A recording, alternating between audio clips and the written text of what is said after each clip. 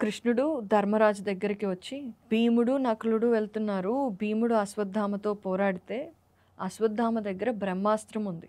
ద్రోణాచార్యుడు తన కొడుకు కదా అని బ్రహ్మాస్త్రాన్ని ఇచ్చాడు. కానీ అశ్వత్థామలో ఉన్న క్రూరత్వం, సడన్గా కోపం వచ్చే తత్వం ఇవన్నీ బాగా తెలుసు ద్రోణాచార్యుడికి. అందుకే అది యూజ్ చెయ్యొద్దు, అది ఎప్పుడు ఉపయోగించకూడదు అని చాలా గట్టిగా చెప్పాడు. మానవులు ఎక్కడైతే ఉంటారో అక్కడ బ్రహ్మాస్త్రం వేయకూడదు. అలాగే నీకు ఎంత కష్టం వచ్చినా నీకున్న మిగతా అస్త్రశస్త్రాలు వాడు, కానీ బ్రహ్మాస్త్రం వాడకు అని చెప్పాడు. అలాగే దాంతోపాటు బ్రహ్మాస్త్రాన్ని ఉపసంహరించుకోవటం చెప్పలేదు. కానీ అశ్వత్థామ ఇప్పుడు చాలా దారుణమైన పరిస్థితిలో ఉన్నాడు. అతని ఉగ్ర రూపం, క్రూరత్వం అన్నీ పై స్థాయిలో ఉన్నాయి.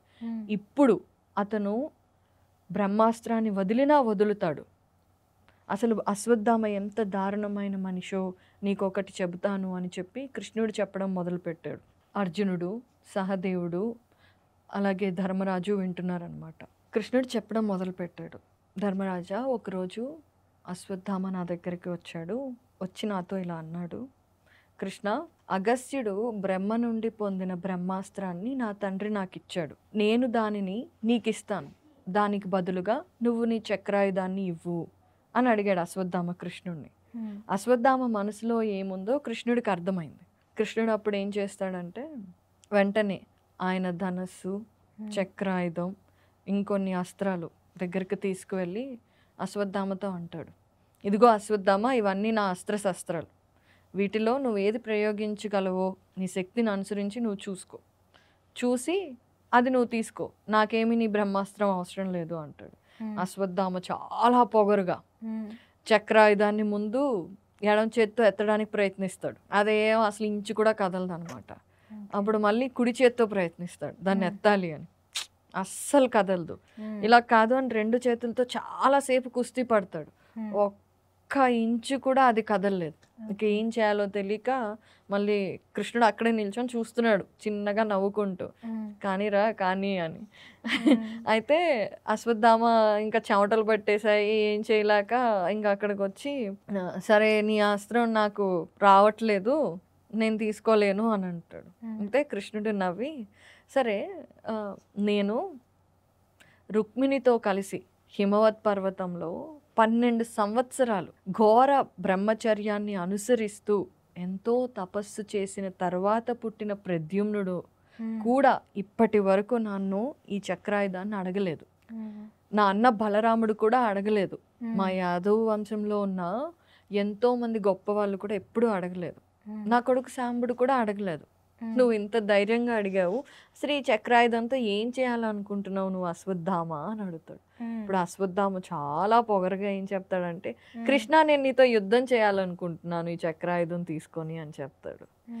చెప్పి నవ్వుతాడనమాట శ్రీకృష్ణుడు గట్టిగా. నవ్వితే అశ్వత్థామ అంటాడు, నాకు ఇప్పుడు అర్థమైంది కృష్ణ, ఈ ఆయుధాలు, ఈ అస్త్రశస్త్రాలు కేవలం నీకు మాత్రమే పనిచేస్తాయి, నువ్వు మాత్రమే వాటి శక్తితో నువ్వు యుద్ధం చేయగలవు అని నాకు అర్థమైంది. నువ్వు మాత్రమే చేయగలవు, ఇంకెవ్వరికి పని చేయవు, కాబట్టి నేను వెళ్తాను అని వెళ్ళిపోతాడు అనమాట. సో ఈ విషయం ధర్మరాజుకి, అర్జునుడికి, సహదేవుడికి చెప్పిన కృష్ణుడు అంటాడు ధర్మరాజుతో, అశ్వత్థామ నా ఆయుధాన్ని తీసుకొని నాతోనే యుద్ధం చేయాలనే అంత క్రూరమైన మనసున్నవాడు, అలాంటి వాడు ఏదైనా చేయగలుగుతాడు. భీముడు ఒక్కడే తనని ఆపలేడు, కాబట్టి మనం వెంటనే బయలుదేరాలి అంటే వెంటనే బయలుదేరతారు. ధర్మరాజు బయలుదేరతాడు, అర్జునుడు, కృష్ణుడు కూడా బయలుదేరతారు. సహదేవుడు మాత్రం ద్రౌపదికి తోడుగా అక్కడే ఉంటాడు. అర్జునుడు, శ్రీకృష్ణుడు రథం చాలా ఫాస్ట్గా ఉంటుంది, అందరికంటే ముందుగా వెళ్ళగలుగుతారు. సో భీముడు వ్యాసాశ్రమానికి వెళ్తూ ఉన్నాడు. ఈలోపు మధ్యలోనే ఈ విషయం తెలుసుకొని వాళ్ళు కూడా వ్యాసాశ్రమం వైపు బయలుదేరారు. భీముడిని మధ్యలో కలుసుకున్నారు. అందరూ కలిసి వ్యాసాశ్రమానికి వెళ్ళారు. అక్కడ అశ్వత్థామ ఒళ్ళంతా విభూది పూసుకొని ఒక ఏదైతే ఋషి ఉంటారో అలాగ ఏమి పట్టనట్టు అక్కడ కూర్చొని తపస్సు చేసుకుంటున్నాడు. రాత్రి చాలా ఘోరమైన యుద్ధం చేసి, అది అక్రమంగా చేసిన యుద్ధం, చేసి ఎంతో మందిని చంపేసి అసలు పాపం అశ్వాలు ఏనుగులు ఈ గుర్రాలు ఏనుగుల్ని వాటి ప్లేసెస్లో పెడతారు కదా, అవి యుద్ధంలో కూడా లేవు కదా ఇప్పుడు. ఎన్నో వేల గుర్రాలని ఏనుగుల్ని కూడా వాటి ఆశ్రమాల్లోకి వెళ్ళి వాటిని కూడా చంపేస్తాడు. అవి అసలు యుద్ధంలో లేవు, యుద్ధం అయిపోయింది, అవి వాటి ప్లేసెస్కి వాటిని పంపించేస్తారు ఇంకో 2-3 రోజులు ఉంటే. అవేం చేశాయి, వాటిని కూడా చంపేశాడు. అలా అంత ఘోరం చేసి ఇప్పుడు ఏమీ తెలియనట్టు వ్యాసాశ్రమంలో ఒళ్ళంతా విభూది పూసుకొని తపస్సు చేసుకుంటూ కూర్చున్నాడు. వీళ్ళందరూ వెళ్ళారు, వెళ్ళి అక్కడ చూసారనమాట అశ్వత్థామ తపస్సులో ఉండటాన్ని.